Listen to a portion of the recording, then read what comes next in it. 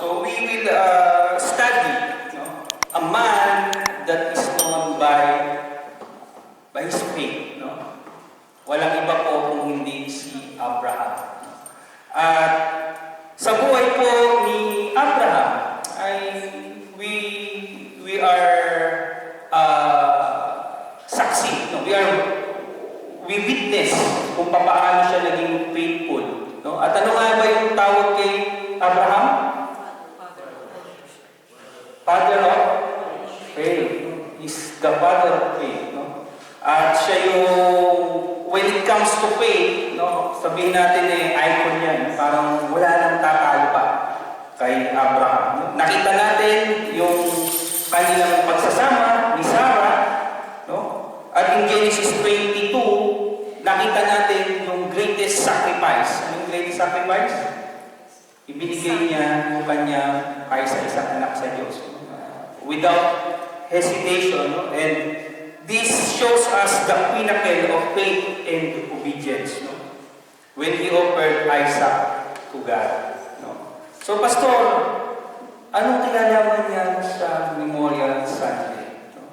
We will talk about Sarah.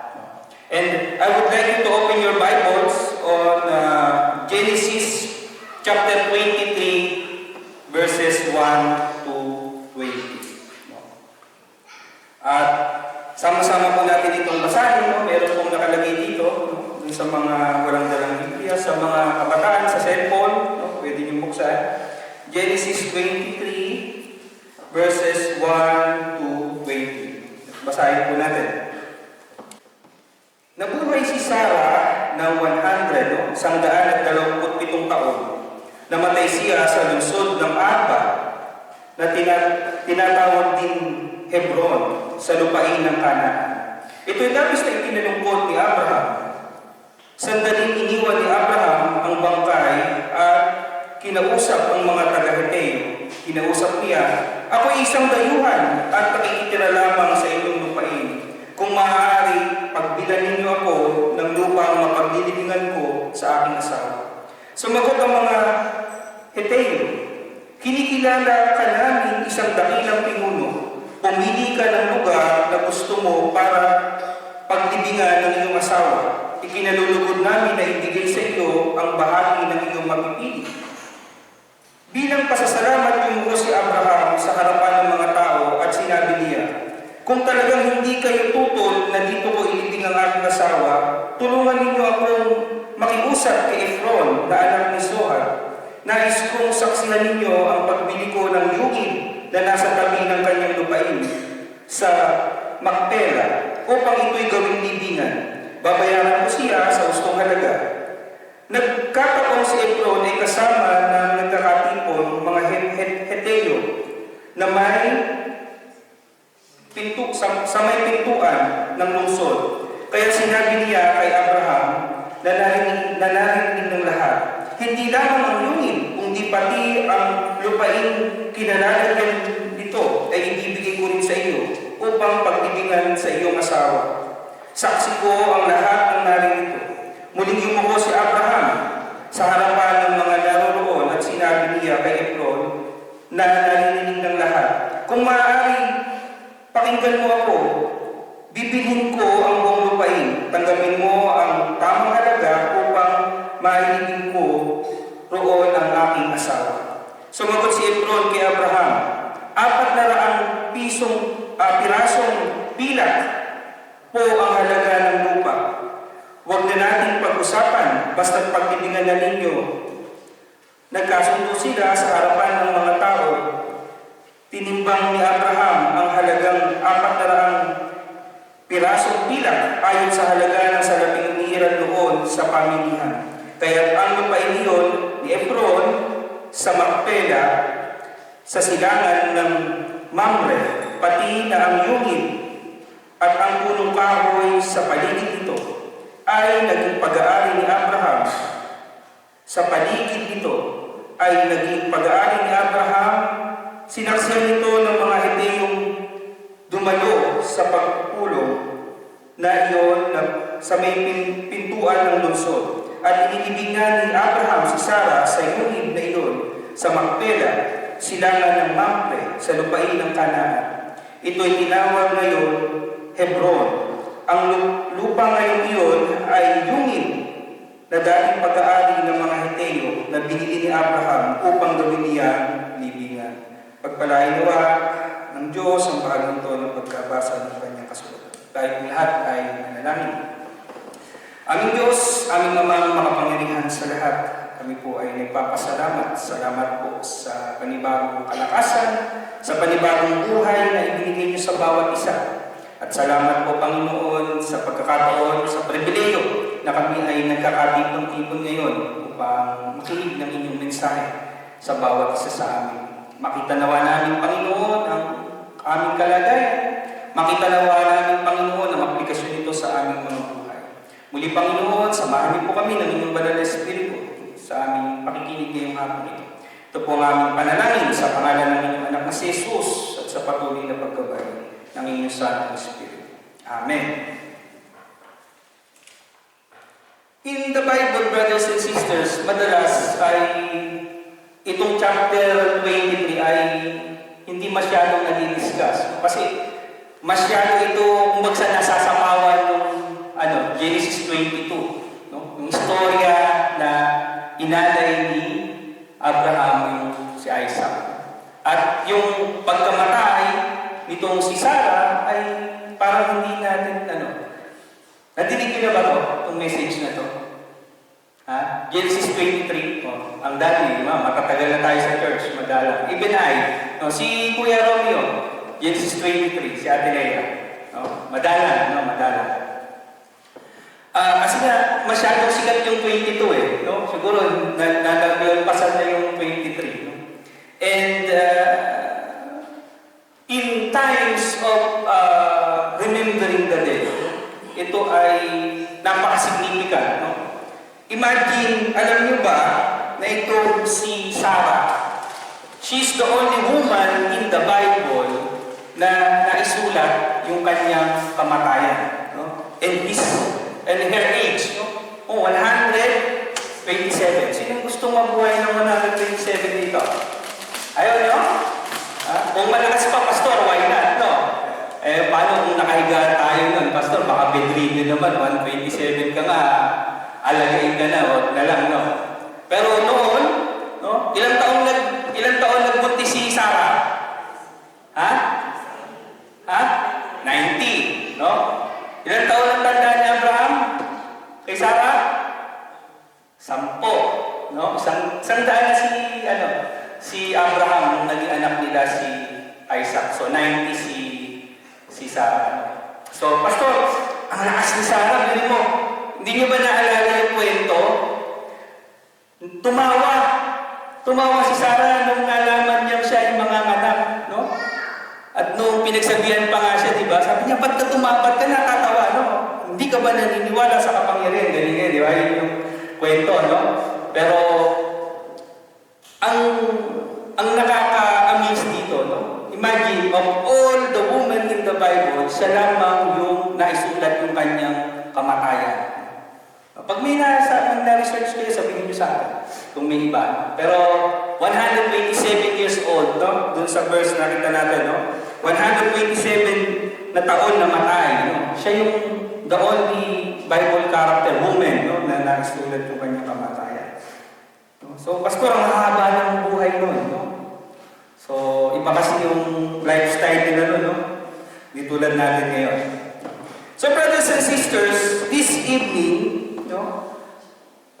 I would like to focus our attention on how Abraham's faith excel o manifest in times of difficulties, in times of tragedy. Ito yung pagtutuunan natin ng pansin. So, meron tayong mga outline dito. And as we discuss yung mga verses, papasadahan natin siya. Okay. So, every death of a loved one. So, iyan yung title ng ating message. A death of a beloved. The death of a beloved. So, every time we say goodbye o someone passed away, mga kapatid, ito ay oras ng pamamaalam. So, nakita natin doon, babasahin din natin yung mga verses, no? Habang dinidiscuss natin ito. So, nakita natin dito, in verse 2, sabi dito, namatay sa lungsod ng Arba na tinawag ng Hebron sa lupain ng Kanaan. Sabi dito, ito'y labis na ikinalungkot ni Abraham. So, every farewell, lahat ng pamamaalam mga kapatid ay puno ng kalungkutan. Imagine, alam niyo ba kung ilang taon silang nagsama? 70 years. Sabi, nakasulat dito, 70 years, no? Yung kanilang pagsasama. Ilan ba ang golden? 50. No, ang mga dati nagpag-golden lang. Ang 70 ba ano? Ano susunod sa 75 ano? Diamond. Tamo ano ba anong 70? Hindi pero imagine, no? 70 years, no? Kung kayo mag-asawa ay nagsama ng 70 years at mawawala ang inyong pinakamamahal, napakalungkot, no? Imagine the sadness, no? Yung labis na kalungkutan na nadama. Kaya nga sabi doon, labis na ikinalungkot ito ni Abraham, no? Pero mga kapatid, buti na lang, no? Dahil nakita naman natin, Abraham is the father of faith, nakita natin yung kanilang pananampalataya. At ang isang direktang aplikasyon nito sa atin, mga mananampalataya, ay makikita natin, no? Sa kabila ng malungkot na paghihiwalay, no?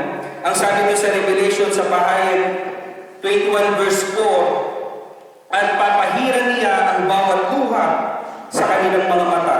Wala nang kamatayan, dalamhati, pagtangis at paghihirap sapagkat lumipas na ang dating panahon.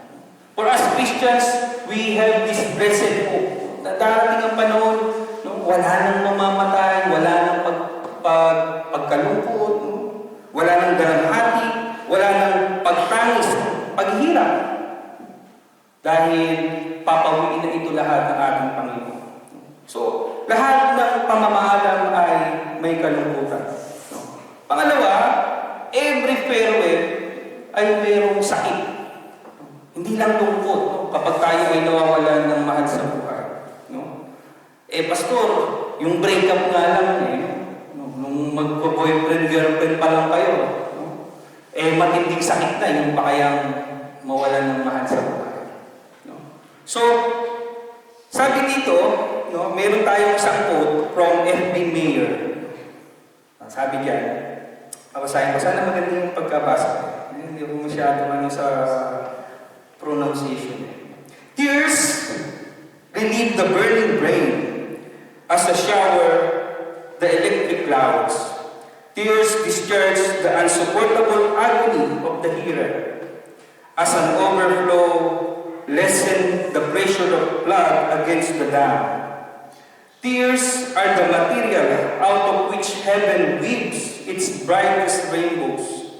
Tears are transmuted into the jewel's better life, as the wounds in the oyster turn to pearls. Ganda, no? Pastor, ano ibig sabihin niya? Bahala na kayong mag-intindi. Pero mga kapatid, no? It's unexplainable. Napakahirap i-describe yung sakit, no? Pag tayo ay nawawala ng mahal sa buhay.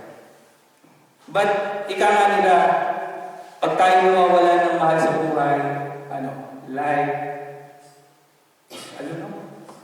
Steve, tama ba? Life must go on. Tuloy lang ang buhay. No? At magbabangon mula sa pamamaalam.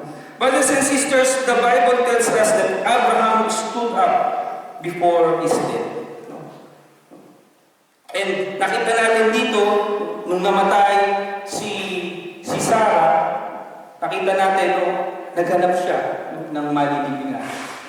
And this is a sign that after his grief, no, kahit sa panahon na siya ay nalulungkot na mayroong sakit, no, kailangan magpatuloy ang buhay. No? Abraham moved on with his life. No? So, mga kapatid, when we move on as a Christian, ano ba yung motivation natin kung bakit tayo nakaka-move on agad? No? What motivates us to move on? No? Kasi pastor, marami kasi iniwang yung may mana kasi ako. Mayaman na ako, pastor, kasi maraming pera asawa ko namatay. Ganun ba? Ganun ba tayo mag-move on? Okay lang, pastor, bata pa naman ako, gasawa na ako. No, hindi ganun. The motivation here, brothers and sisters, is if we knew, no, kung alam natin na pareho tayong mananampalataya, pareho tayong ligtas. Yun yung greatest motivation natin. No? In 1 Thessalonians 4 verse 13, sabi dito, mga kapatid, nais namin malaman ninyo ang katotohanan tungkol sa mga namatay na upang hindi tayo magdalamhati tulad ng mga taong walang pag-asa. The hope that we have, brothers and sisters, motivates us. Kung alam natin na ligtas, no, yung ating mga mahal sa buhay, mga kapatid, mas magaan, no, na tayo ay makapagmumukol. No? Kaya nga lagi natin sinasabi, no, before we minister to other people, no, unahin natin yung mga mahal natin sa buhay. No? Kasi kapag namatay sila at alam natin na nakilala nila ang Diyos, mga kapatid, mas magiging magaan yung pagtanggap natin ng kanilang pagkawala. Because we know na pupunta sila doon sa mas magandang lugar. Amen?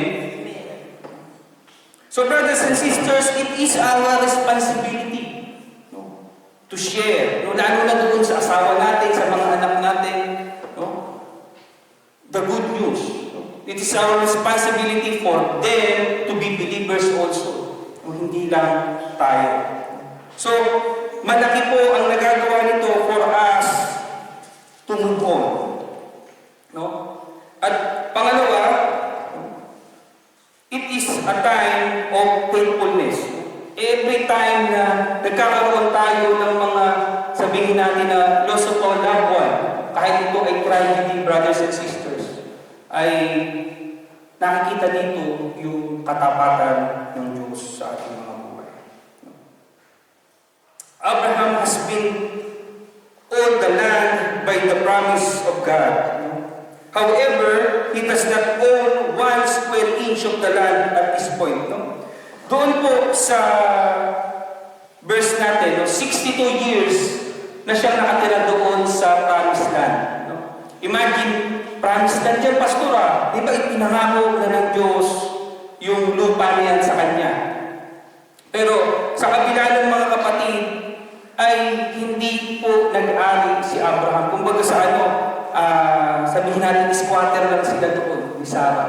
No? Pero nakita natin dito mga kapatid, in this time, no, pinakita ng Diyos yung kanyang katapatan kay Abraham. At si Abraham, ipinakita niya kung gaano siya ka-faithful sa Diyos. No? So, in verse 4 sabi dito, imagine niyo ito 62 years kang nakatira. Ewan ko kung familiar kayo doon sa Pilipinas. No? Yung mga naging problema sa agrarian reform. Kapag sinaka na ng magsasaka for many years yung pagsakahan, sa kanya na yun, di ba? No? Kung meron kayong lupa na nabili sa Pilipinas at meron nag-squat doon na for more than 20 years, hindi ko alam sa inyo, pwede niya nang angkinin yun. Imagine nyo si Abraham, si Sarah, 62 years sila doon, no? In the land, pero wala siyang pag-aari kahit daw, no, isang maliit na lupain. So, sa kabila ng mga kapatid, naging faithful, no? Naging faithful ang Diyos, naging faithful si Abraham. No? Ano yung sabi niya doon sa verse 4? Kasi ipinangako no? Alam niyo, sa panahon pa lang ni Isaac, ipinangako na sa kanya yung lupang pangako No? Pero sa kabila nito, no, even though alam ni Abraham na ipinangako sa kanya ng Diyos ito, naging humble siya. No? At pinangawakan niya yung faithfulness ng Diyos. At dumating ang pagkakataon na kailangan din ipakita ni Abraham yung kanyang faithfulness sa kanyang Diyos. No? Ang sabi na sa verse 4, ako'y isang dayuhan at nakikitira lamang sa inyong lupain. No? Kung maaaring pagbinali niyo ako ng lupang mapaglilibingan ko sa aking asawa. No? So, nakita niyo dito, kahit napakatagal niya, no? Masasabi niyo bang newcomer yun, yung bago ko dito, 62 years, hello? 62 years ka, bawa, nasa Pilipinas ka, nado ka sa barangay mo na yun, for ilang taon ba pwedeng bumoto? 1 year residence nga lang yata, pwede ka nang bumoto eh, no? Ito 62 years, pero sinabi ni Abraham, ako'y bago pa lang dito, no? So, kasi ang haba kasi ng buhay nila eh, no? Pero dito mga kapatid, the lesson we can learn here when it comes to faithfulness, no? Naging tapat si Abraham sa kanyang roots, no? And he knows that the people of the Hittites were non-believers. No? Hindi kasi mga naniniwala sa Diyos yung mga tao niyo, kaya nag-stood up itong si Abraham, no? At alam niya sa sarili niya na we are still strangers. No? So, nakita natin dito, they are still pilgrims and strangers in that area. No? So, brothers and sisters, in verse 4 to 16, Abraham demonstrated his integrity. No? Ang kwento kasi dito mga kapatid, naghahanap siya ng lupa. No? At sabi, sige, kung saan mo gustong ilibing si Sarah, ibibigay namin sa inyo. Yun, di ba? Narinig nyo kanina yung binasa natin, ibibigay namin sa inyo. Pero mga kapatid, si Abraham, a man of integrity, no? He refuses, no? At, pastor, libre na. Sipin nyo, libre na. Ngayon sa Pilipinas, yung mga bumili ng mga lote, no? Kahit yung mga memorial nga natin, di ba, ang mamahal ng yung mga binibili ngayon, kahit nga yung space lang na gano'n, patong-patong pa, ha? Apartment style, no? Ang mahal din nun, no? Eto mga kapatid, kung saan daw gusto, libre na, no? Pero hindi po ito kinuha ni Abraham. Pastor, bakit? No? Sino ba tumatanggi sa libre dito? Meron ba? O, si Brother London, sinabi ako, bro, meron akong 10 hectares doon, bibigay ko na sa'yo. O, tatanggihan mo ba yun? Kahit ako, pera na ko, hindi ko tatanggihan yun, ha? No? Ito, sabi niya, pumili ka.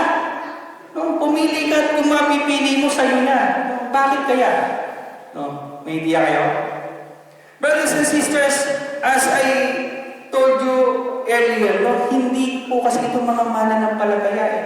And Abraham is living in a foreign land. No? At isa pa, mga kapatid, no? Ang problema kasi dito, meron pong kultura. No? May kultura ang mga Hittites. No? Doon, nung unang panahon na yung mga panahon na yun, may mga umiiral silang mga batas. No? Bukod doon sa siyempre, si Abraham is a man of integrity at ayaw niya na mayroong mangutangan. Ayaw niyang magkaroon ng utang, no? Doon sa mga taong nakapaligid sa kanila, especially if there were non-believers. Merong mga nagdaang digmaan in the Old Testament, no? There were, kung doon ako nagkakamali, there were 5 kingdoms na naglaban-laban, no? At isa doon si Haring Melchizedek. Hindi ko alam kung pamilyar kayo doon. No? Lahat nung, di ba pag nagkakagera, pag merong natalo, sasakupin mo, sasamsamin lahat ng kayamanan, di ba? Si Abraham, hindi niya kinuha. No? Hindi niya kinuha. Kasama siya sa digmaan na yun, isa siya sa mga leaders. Hindi siya kumuha doon. But the gift of Melchizedek, tinanggap niya. Bakit? Kasi alam niya si Melchizedek ay sumasamba sa Diyos na pinaniniwalaan niya. So, yung kaisipan ni Abraham ay ganun din. Pero maganda rin makita natin dito mga kapatid, in Romans 13 verse 8, sabi dito, huwag kayong magkaroon ng sagutin kanino man, maliban na kayo'y magmahalan sa isa't isa sapagkat ang nagmamahal sa kapwa ay nakatutupad sa kautusan ng Diyos. So, sabi, huwag kayong magkaroon ng sagutin kanino man. Yung sagutin dito, hindi yung utang, hindi lang utang yung sagutin. Minsan kasi, marami tayong pinagkakautangan ng loob at mas mahirap pong bayaran mo mga kapatid. Yung utang, madaling bayaran, mababayaran mo ng pera yan eh. Pero yung utang na loob minsan, generation, past, sinisisi pa. Diba?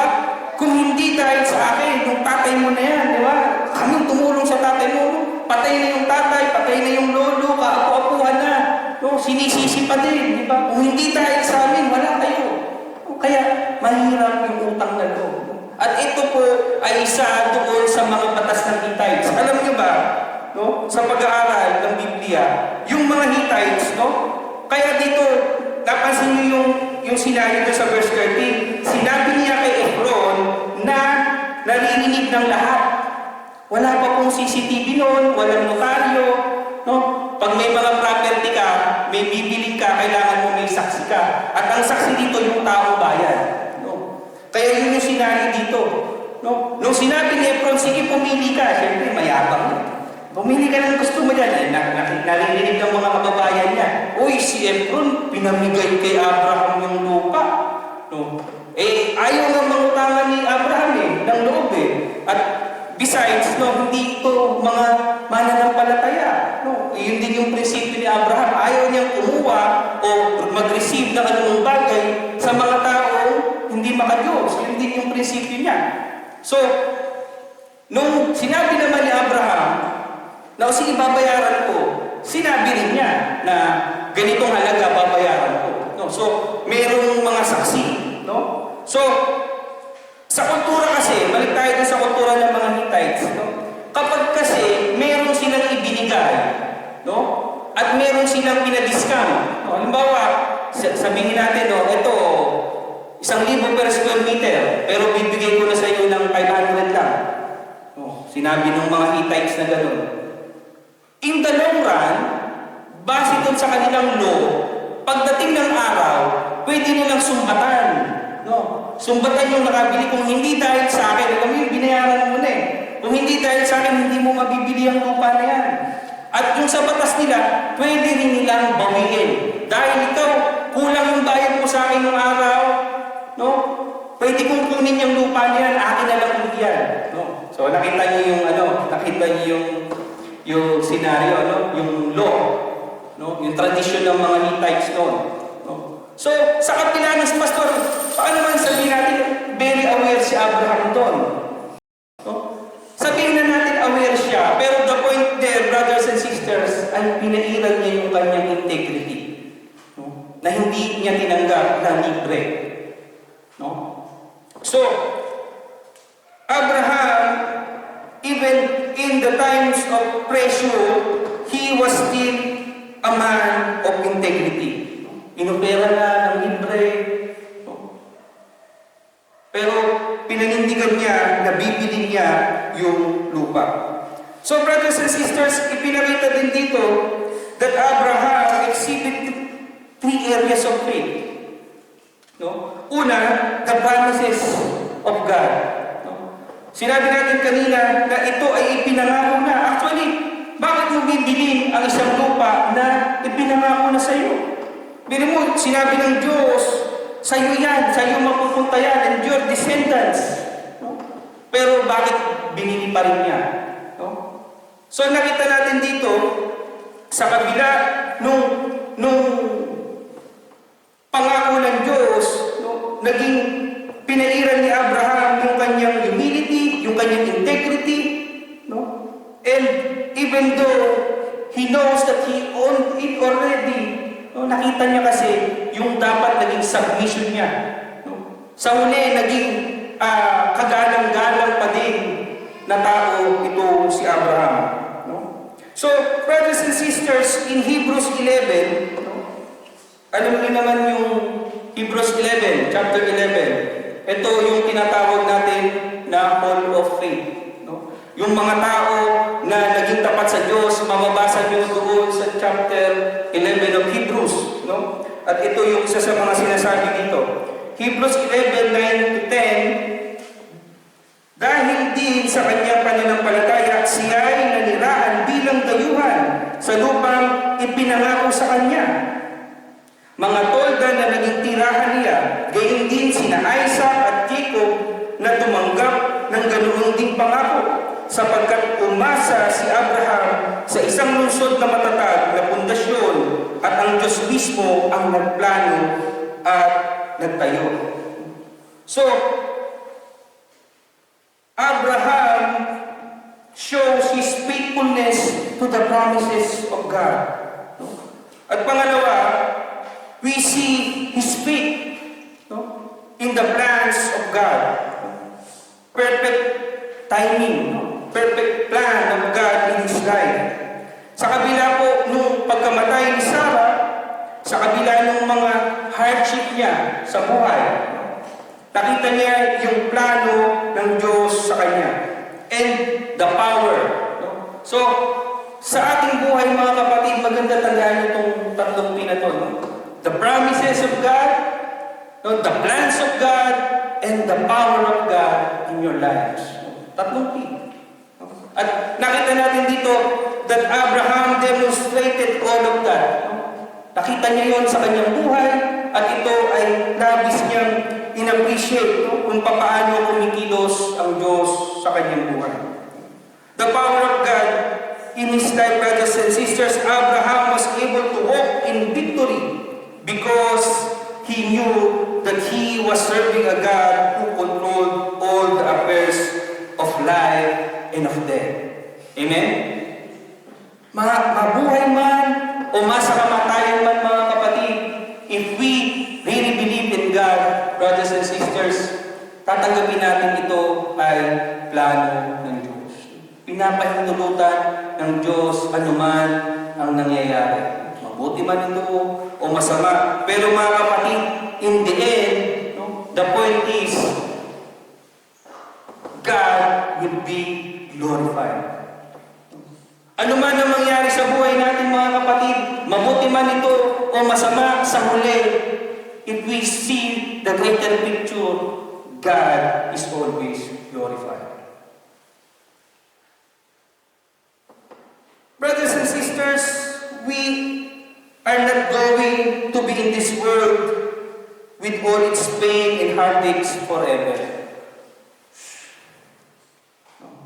Walang forever mga kapatid. Ang pag-ibig lang ng Diyos ang forever. Yung heartaches and pain, hindi po yan forever mga kapatid. And the day is coming when we will leave this world for a new home in glory.